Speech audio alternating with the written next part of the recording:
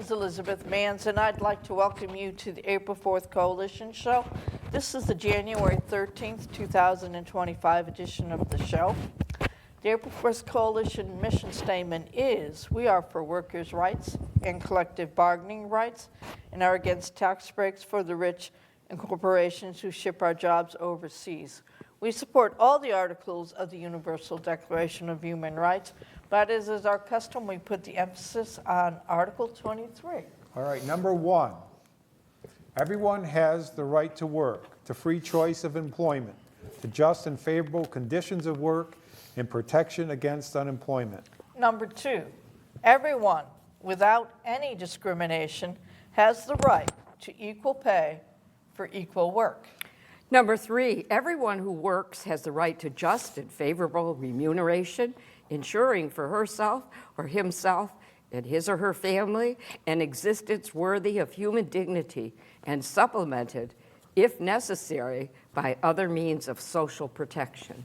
Number four, everyone has the right to form and join trade unions for protection of his or her interests. Very good. Thank you, Mike. And of course, a warm welcome to Rachel and Michael, who are once again on the panel with us. We can't stay away. No, you can't. We don't know how to do. We're happy to have you. We don't know how Always to do happy. that. We're happy. And as is our custom, we would like to thank Michael Putnam, who's the program director for WMNB, for airing the audio portions of our shows on Friday at 6 p.m. and possibly at other times throughout the week. And to the Northern Berkshire Community Television Corporation staff, Matthew Tucker, Nicole A. Brown, and Joanna Holbert, for their invaluable assistance in producing the show. And they are not responsible for anything that we say. We are. They're probably really glad about that. They are At responsible times, for what we say. Probably are. And I know you wanted to continue putting the focus on Jimmy Carter Right. and his work with Right, Israel and right. Palestine, his views on that. Right, but it just, the fact that he passed away and he had his funeral last week, we did the show last week on him, and we want to continue it. And we wanted to start off with an older video with Tim Russett, who's also had passed away. But let's hear what Jimmy Carter and Tim Russett have to say. Your 21st book, Palestine, Peace, Not Apartheid. Let me read from page 215 of your book. A system of apartheid with two peoples occupying the same land but completely separated from each other, with Israelis totally dominant and suppressing violence by depriving Palestinians of their basic human rights. This is the policy now being followed. And last Sunday, you told Louisville Journal, I would say that in many ways the treatment of the Palestinians by the Israeli occupying forces is as onerous, and in some cases more onerous, as the treatment of black people in South Africa by the apartheid government. Those are very strong words. They're exactly accurate. And I think I should point out quickly that the book refers to Palestine and not to Israel. And I also make clear in the book that the apartheid that is perpetrated now on the Palestinians in the occupied territories is not based on racism. It's based on the desire by a minority of Israelis for Palestinian land.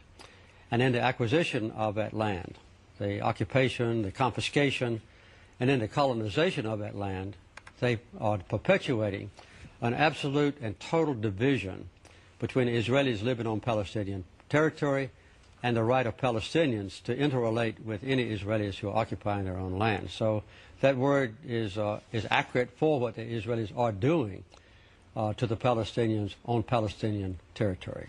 The Arabs that live in the occupied territories, which is not Israel's territory, but their own, are horribly abused. And I don't think anyone could go to the West Bank and Gaza or even to East Jerusalem and see what's happening now to the Palestinians that would disagree with my use of the word apartheid. As I read your book, this struck me, particularly from someone in political life.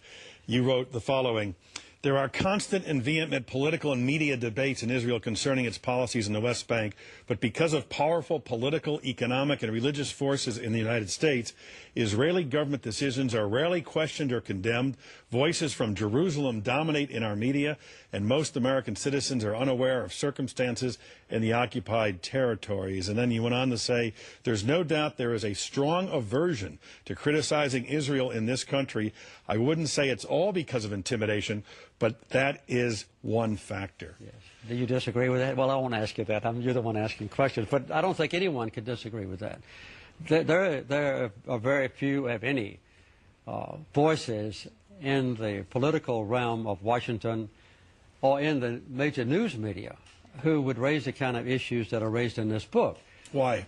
I have said in the book, I don't know if it's intimidation or just reticence. There are some factors that are involved even in the religious circles, but it's almost completely unacceptable in this country for any public official to criticize the policies of Israel, even if they are horribly abusive against the Palestinians and violate human rights. This is in effect taking on the, quote, Israeli lobby or the Jewish lobby. That's the Jewish lobby may be part of it. I didn't say that in the book, but I think that's part of it. But even, I don't think that the Washington Post or the New York Times or NBC or others are intimidated by the Jewish lobby. But I think there's a reticence, even in public fora, to describe both sides of the issues in the West Bank. Mm-hmm. Wow. Well, and that plays out today because the few politicians who have criticized Israel in Congress have been ostracized and insulted, and it's true. Primaried and knocked out as Congress people. They were primaried and kicked out. Yeah, there were several of them. It is a I used to taboo. justify it. I used to justify it by thinking it was a sense of guilt as to what happened to the Jews over in Germany, that they feel like you can't jump on them for anything. But that's long in the past now, and it should be acceptable to criticize genocide behavior, any behavior like that goes against the Geneva Convention. Right. What he was talking about right there was about apartheid in the occupied territories, Gaza and the West Bank. And this was long before what's transpired in the past year and a half. But he said it, that there's a lot of debate in Israel at that time on how the Palestinians should be treated, but right now in America there's no debate. We don't hear anything. Well, I bring to the table quite a different perspective. I agree with President Carter. I was secretary to the chief of information at Wheelus Air Base. I got caught in the Arab-Israeli. I lived there, Tripoli, Libya, for 2 years. I got caught in the Arab-Israeli war and was evacuated on June 8, 1967, the same day that Israel attacked the USS Liberty. And this is when Gaza became part of Israel and the settlements. So I think part of it, I remember writing to my husband at the time, who was chief of intelligence, the United States has to stop playing cops and robbers and cowboys and Indians. This is a very complex issue with a lot of history, dominated by imperialism and colonialism. I loved living in Libya, which is no longer. I loved traveling through the Middle East. I am horrified by what has gone on in Rafah and Gaza, and I'm just as horrified by what happened on October 7th. But you have to specifically look historically and also look, there are Israelis that are upset about what is happening to Palestinians. There are Palestinians who are Palestinian Israelis. I think the fact that the United States moved our embassy to Jerusalem just is unnecessary. Why? Politically, just starting another fire. But I did travel to Jerusalem and through the Middle East in 1966. We have to meet people one-on-one, and you have to look at the depth And that's a lack in our educational system. And on many fronts, I've said, if we don't tell the truth in the United States, we will never heal as a nation. And this is part of the truth we're not being told. I understand that even out of the Holocaust, Jews were turned away from the United States. And so this is a very complex issue. But I do believe, I've written 4 letters now to President Biden, 3 of them on Palestine, and one of the things I said is, I told him about what my life's been about and what his bubble life, I believe, has been about, and said, you have made the United States complicit in genocide, and I most surely know diplomatically what that means. So I'm coming on pretty strong, but Well- there's a whole depth, but I agree with President Carter. Yeah, so why don't we look at the next, Amy Goodman interviewed, did a little segment on President Carter and took up some past interviews. So we have a little 4-minute clip of one of her shows with Democracy Now! So let's show that 4-minute clip, please. Democracy Now! As we continue our discussion of President Jimmy Carter's legacy, we look at his policies in the Middle East and North Africa, in particular Israel and Palestine. Thursday, during the funeral, President Carter's former advisor, Stuart Eizenstat, praised Carter's work on facilitating the Camp David peace accords between Israel and Egypt in '78. Jimmy Carter's most lasting achievement, and the one I think he was most proud of, was to bring the first peace to the Middle East through the greatest act of personal diplomacy in American history, the Camp David Accords. For 13 days and nights, he negotiated with Israel's Menachem Begin and Egypt's Anwar Sadat, personally drafting more than 20 peace proposals and shuttling them between the Israeli and Egyptian delegations. And he saved the agreement at the 11th hour, and it was the 11th hour, by appealing to Begin's love of his grandchildren. For the past 45 years, the Egypt-Israel peace treaty has never been violated and laid the foundation for the Abraham Accords. The Abraham Accords are the bilateral normalization agreements between Israel and the United Arab Emirates and Israel and Bahrain, signed in 2020. In 2006, years after he left office, Jimmy Carter wrote a book called Palestine, Peace Not Apartheid, in which he compared Israel's treatment of Palestinians to South Africa's former racist regime. It was striking for a former U.S. president to use the words Palestine, let alone apartheid, in referring to the occupied territories. I went down to the Carter Center to speak with President Jimmy Carter about the controversy around his book and what he wanted the world to understand. The word apartheid is exactly accurate. You know, this is an area that's occupied by 2 powers. They're now completely separated. The Palestinians can't even ride on the same roads that the Israelis have created or built in Palestinian territory. The Israelis never see a Palestinian except their Israeli soldiers. The Palestinians never see an Israeli except at a distance, except the Israeli soldiers. So within Palestinian territory, they're absolutely and totally separated, much worse than they were in South Africa, by the way. And the other thing is, the other definition of apartheid is one side dominates the other. And the Israelis completely dominate the life of the Palestinian people. Why don't Americans know what you have seen? Americans don't want to know, and many Israelis don't want to know what is going on inside Palestine. It's a terrible human rights persecution that far transcends what any outsider would imagine. And there are powerful political forces in America that prevents any objective analysis of the problem in the Holy Land.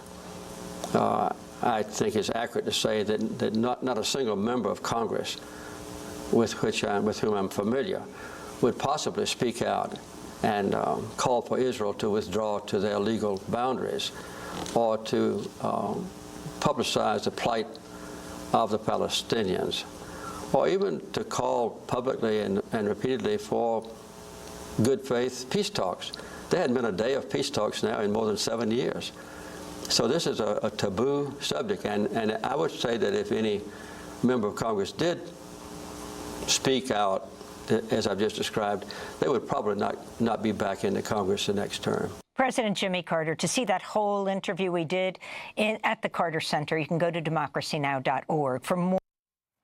That was very timely Yes. in his discussion. Yes. So that leads me to a letter to the editor that was in the Berkshire Eagle on January 10th, 2025. And it was from a friend of the April 4th Coalition, Maynard Cedar. And he's trying to explain what's going on presently in Gaza and how we are not aware of it. And he tried to put it in words that people in North Berkshire might understand. So let me read this to you. Imagine you live in North Berkshire County, an area just slightly bigger than Gaza. You have a home in Clarksburg, but enemy bombers have destroyed it and killed your wife and two of your children. You don't want to leave the foundation of your home, but you're forced to move to Savoy. You are told you will be safe there, and maybe there will be food, so you can leave with your 8-year-old and your very sick 2-year-old. On the way, you stop at what's left of the regional hospital in North Adams. From the courageous medical staff that still shows up, you learn that your youngest has hepatitis C, but all the supplies and medications have been blown up. Wherever love and tender care you can give your boy is all you have. The 3 of you are walking because there's no gas for your car, and the roads are nearly impassable, filled with rubble. You have no water, just a little bit of rice and a chunk of bread. Both children are crying from fear that the drones overhead, the cold winds, and the pains in their stomach. After a couple of hours, you reach Adams and see dozens of people walking to the north. They tell you that they've been ordered to leave and go to Williamstown, where they will be safe. You wonder, what should you do? Savoy or Williamstown? Finally, you spot one of your cousins and you ask him about his parents and 2 brothers and sisters who are from Adams. His face seems shrunken and he can barely be heard. Soon you are both weeping, knowing that they all have been killed, and that you learn that your uncle's body is buried under the stones of a house that he built himself 10 years ago. You continue on towards Savoy, but it's dark now, and there's just rubble and forest ahead. You hug your children, give them what little rice and bread that you have. You find what looks like a flat, open area to lie down in. You wrap your children in a blanket and hope that they soon find sleep. You hear the noise of approaching planes in the sky, and you hope that their bombs won't find you. You also hope it won't get any colder. Imagine. This is from Maynard Cedar of Philadelphia. Dr. Maynard Cedar. Yeah, the Professor writer is Emeritus. Emeritus Professor of Sociology at Massachusetts College of Liberal Arts and author of The Gritty Berkshires, A People's History from the Hoosick Tunnel to Mass MoCA. And that story is even worse, with women and babies being burned alive. I mean, and something I never thought I would be saying, starvation used as a weapon of war. So even beyond that wonderful, beautiful letter from Maynard, the devastation is even worse. I mean, it is almost unimaginable how you even can picture this. Right, and the reason why we can't picture it is because the press is not allowed in there. We are not getting any reports from our news agencies or world news agencies because everybody is banned from going in there. The only reports we get are from people within Palestine, or from within Gaza, who are acting as reporters, who are targeted because they are reporters. It's a horrible thing, and I contacted Maynard and I thanked him for his letter, and he said he and his wife and 6 others from the Philadelphia area, the chapter of American Friends of Combatants, which we talked about in We've done it previous on the show, shows, yep. Combatants for Peace. You'll be going to Israel, Palestine in February. So, Oh, my goodness. So, he said he felt writing this letter is the little he could do to make him feel better about what is happening, although it doesn't make you feel better, but he just wants to But raise awareness. everybody who cares wants to be able to do something. We're doing something right here. You do it where you are, wherever, however you can.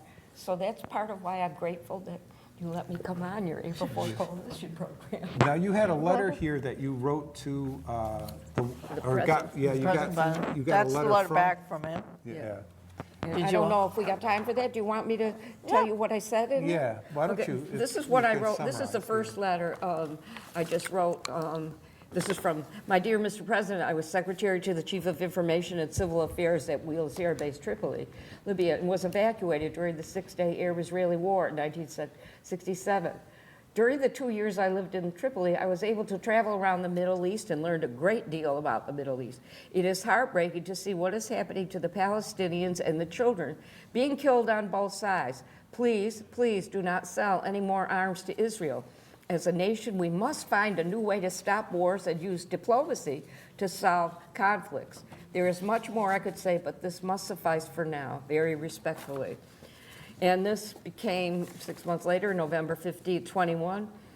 Thank you for writing to me about the conflict in the Middle East. I believe that both Palestinians and Israelis deserve to live safely and securely, enjoying equal measures of freedom, prosperity, and democracy. To that end, my administration will continue our relentless diplomacy with an aim of working towards peace. I want to be clear, the United States is committed to Israel's security and fully supports Israel's right to defend itself against indiscriminate attacks from Hamas and other Gaza-based terrorist groups, which have taken the lives of innocent civilians in Israel. At the same time, my administration also remains committed to working with the United Nations and other international stakeholders to provide humanitarian assistance and support for the Palestinian people. I send my sincere condolences to all the families, Israeli and Palestinian, who have lost loved ones throughout the recent conflict. No family should have to fear for their safety within their own home or place of worship. I think most about the children in these societies who face trauma from a conflict far beyond their control. We have a genuine opportunity to make progress. I am committed to working toward a two-state solution, and I pray that there will be peace. Sincerely, Joe Biden. And of course, I don't think his actions have. No. Have helped in any way. We have laws on the books, according to, I was listening to Congressman McGovern from Worcester speaking on Democracy Now!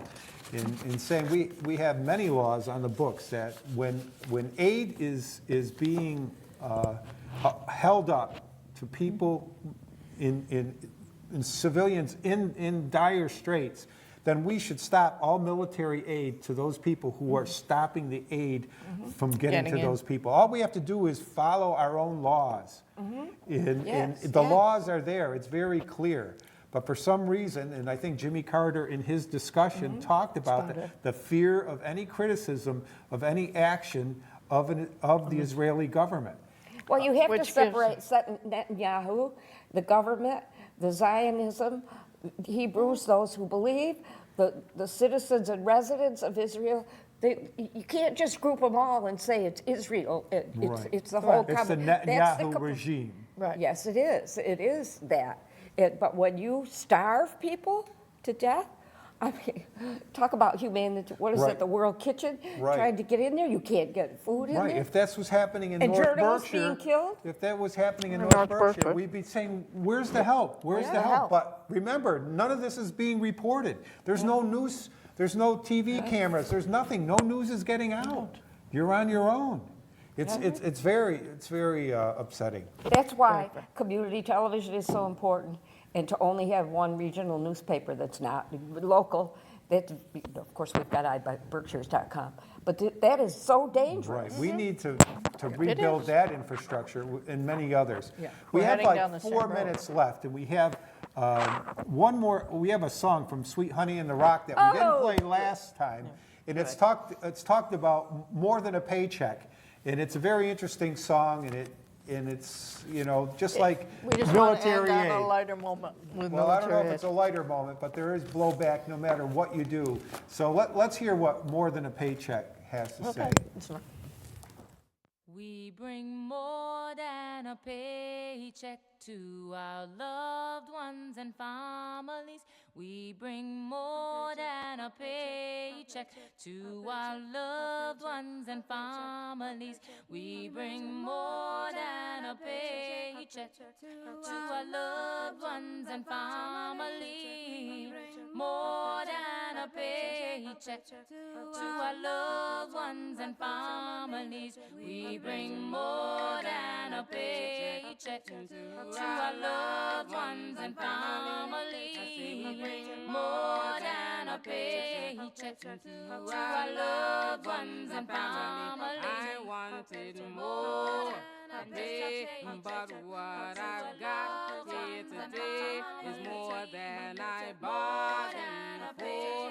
When I walk through that door, I bring home Asbestosis and silicosis, round, long, black, lung disease, and radiation hits the children before they've really been conceived. We bring more than a paycheck to our loved ones and families. More than a paycheck to our loved ones and families. I wanted more today, but what I've got here today is more than I bargained for. When I walk through that door, I bring home Asbestosis and silicosis, round, long, black, lung disease, and radiation hits the children before they've really been conceived. We bring more than just a little paycheck, yeah. You're bringing more than a paycheck, yeah. I'm bringing more, you're bringing more than just a little paycheck. now workers lending here, cause it's important that you know that with every job there is the fear that disease will take its toll.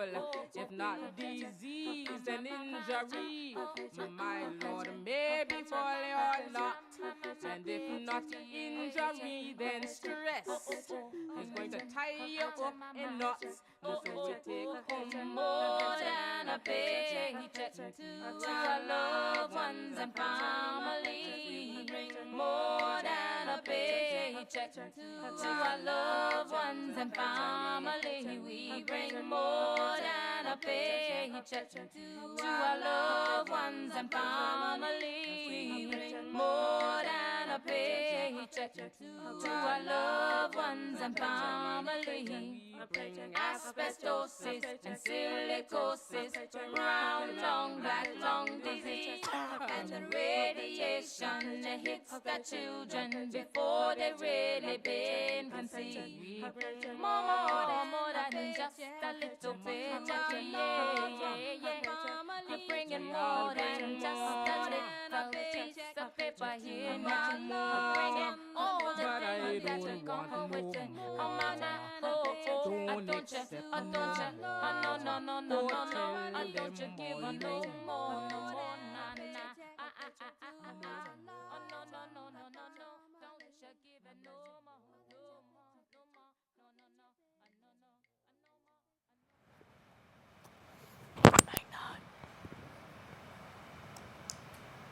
Well, Okay, I guess we get to say power to the Power to the people. And remember, poverty the is the people. enemy. all over the world. Yes. Prayers and hope for peace all over the world.